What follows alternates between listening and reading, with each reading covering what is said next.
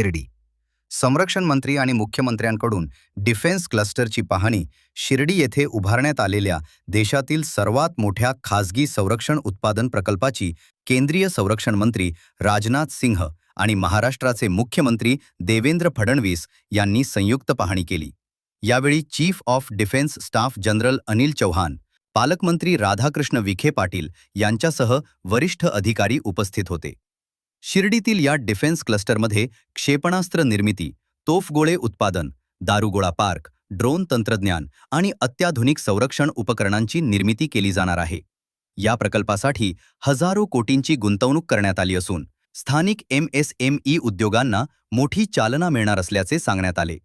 या प्रकल्पामुळे make in India आणि स्वदेशी संरक्षण उत्पादनाला बळ मिळणार असून भारताच्या संरक्षण स्वावलंबनाच्या दिशेने हे मोठे पाऊल मानले जात आहे. ताज्या बातम्यांसाठी आणि नवनवीन अपडेट्ससाठी SRB न्यूजला सबस्क्राइब करा आणि बेल आयकॉनला प्रेस करा.